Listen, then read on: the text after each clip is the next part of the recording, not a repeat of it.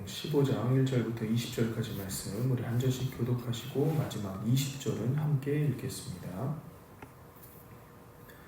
그때 바리새인과 서기관들이 예루살렘으로부터 예수께 나와 이르되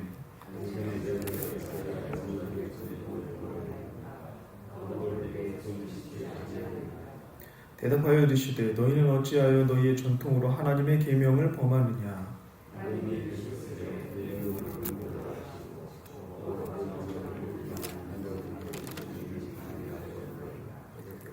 너희는 이르되 누구든지 아버지에게나 어머니에게 말하기를 내가 드려 유익하게 할 것이 하나님께 드림이 되었다고 하기만 하면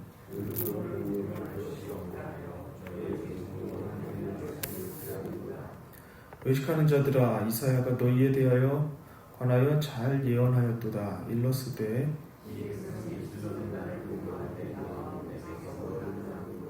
사람의 계명으로 교훈을 삼아 가르치니 나를 헛되이 경배하는도다 하였느니라 하시고,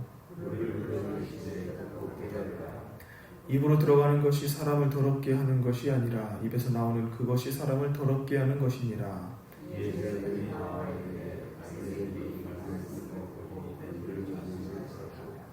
예수께서 대답하여 이르시되 심은 것마다 내 하늘 아버지께서 심으시지 않은 것은 뽑힐 것이니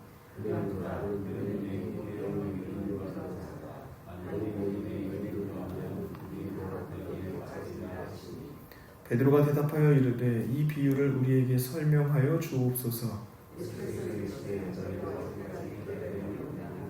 입으로 들어가는 모든 것은 배로 들어가서 뒤로 내버려지는 줄 알지 못하느냐.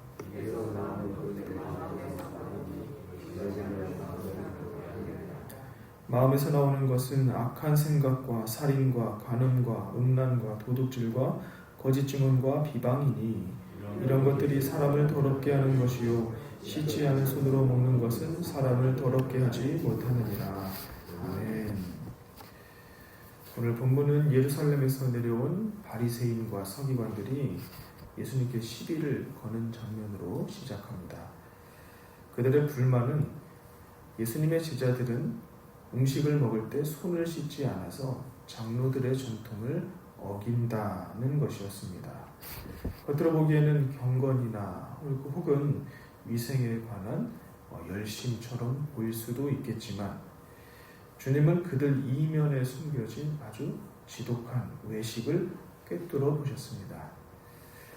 우리도 종종 신앙생활을 하면서 본질보다는 형식을, 그리고 하나님의 마음보다는 사람의 평가를 더 중요하게 여길 때가 많습니다. 또 그렇게 하지 않으려고, 그렇게 하지 않는다고 하면서도 실제 그 상황에 닥치면 그 누구도 이 형식이나 다른 사람의 평가에서 자유롭지 못한 때가 많음을 알 수 있습니다. 그래서 이 백성이 입술로는 나를 공경하되 마음은 내게서 멀도다 하신 주님의 탄식은 2000여 년 전 우리 여기 있는 유대인들에게만이 아니라 오늘 우리를 향해서도 엄중한 경고이기도 합니다. 무엇이 진정 사람을 더럽게 하는지, 그리고 우리가 회복해야 되는 참된 경고는 어떤 것인지를 말씀을 통해 함께 살펴보겠습니다. 2절을 먼저 보실까요? 당신의 제자들이 어찌하여 장로들의 전통을 범하나이까? 떡 먹을 때에 손을 씻지 아니하나이다. 이 바리새인과 서기관들이 제자들의 부정한 음식 먹는 행위를 문제 삼아서 다그치자 예수님은 대답하십니다. 우리 4절과 5절에 잘 나타나 있습니다. 5절과 6절입니다. 너희는 이르되 누구든지 아버지에게나 어머니에게 말하기를 내가 드려 유익하게 할 것이 하나님께 드림이 되었다고 하기만 하면 그 부모를 공경할 것이 없다 하여 너희 전통으로 하나님의 말씀을 폐하는도다.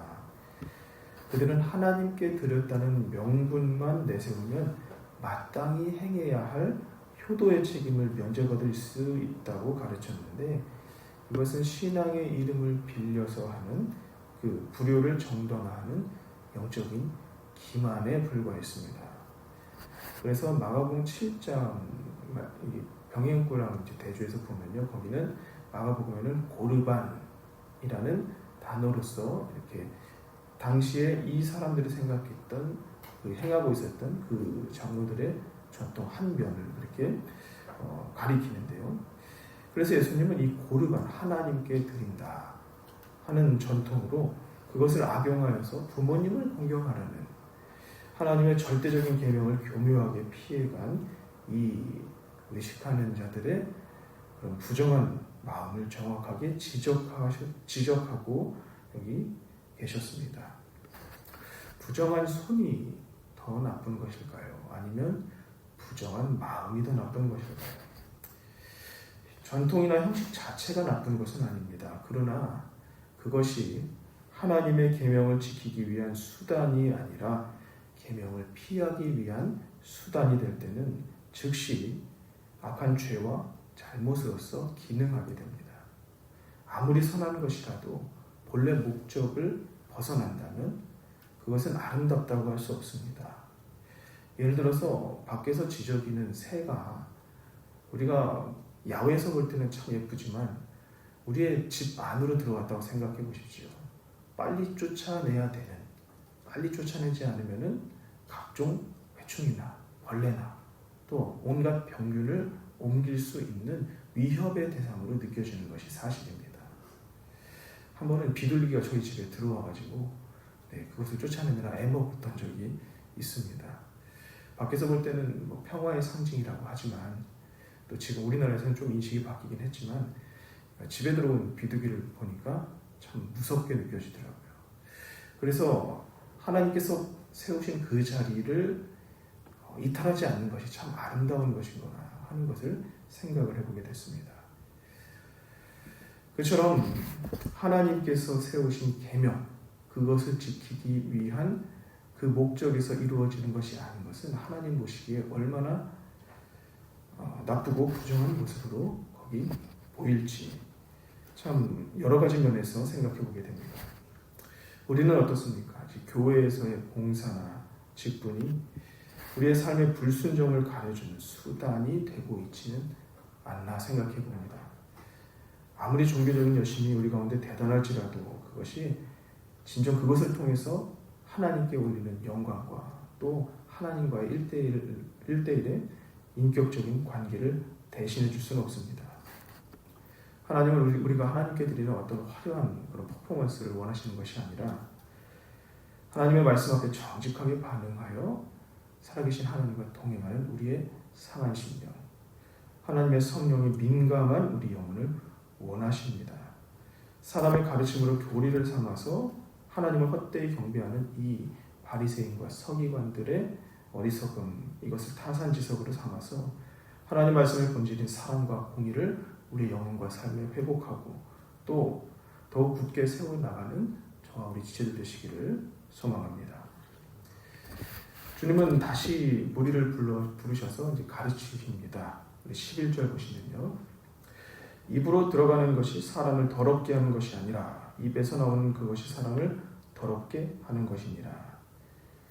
바리새인들은 외부의 음식이나 씻지 않은 손이 사람을 영적으로 오염시킨다고 믿었지만 예수님은 그 오염의 근원이 외부가 아닌 우리 내부, 즉 인간의 마음에 있다고 선언하십니다.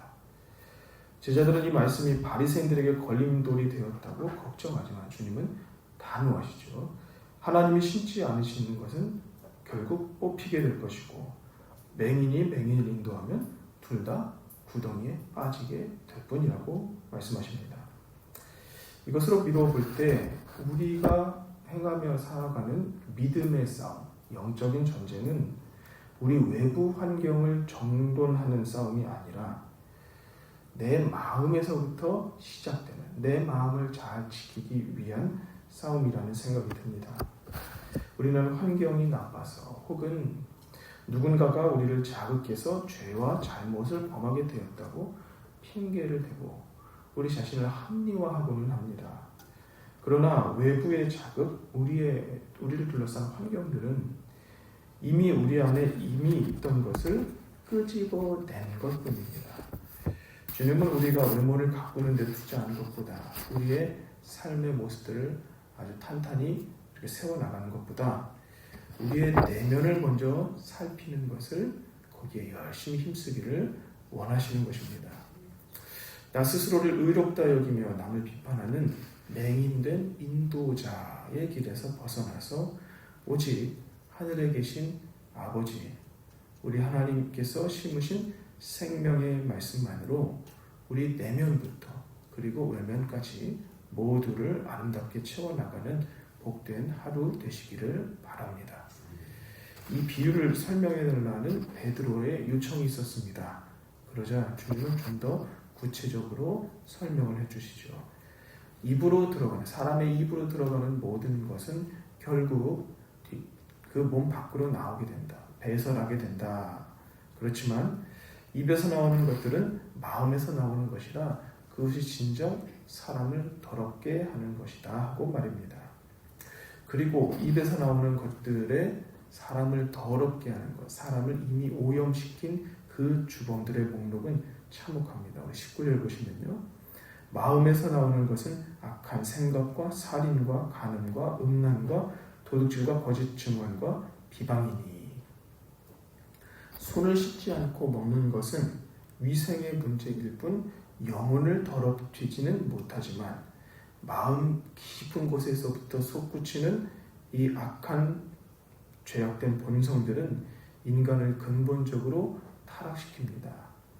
어쩌면 이것들이 타락시키는 것이 아니라 이미 타락했기 때문에 이러한 악한 열매를 맺을 수밖에 없는 것이겠죠. 그래서 예수님은 늘 제자들에게 말씀하셨습니다. 열매로 알리라. 행한 대로 보응하리라. 그 사람은 그 안에 쌓은 선에서 선을 내고 그 안에 쌓은 악에서 악을 낸다. 이것이 진정 죄인들, 우리들의 현실이며 주님은 지금 영혼의 가장 깊은 구석을 아주 날카롭게 비추고 계신 것입니다.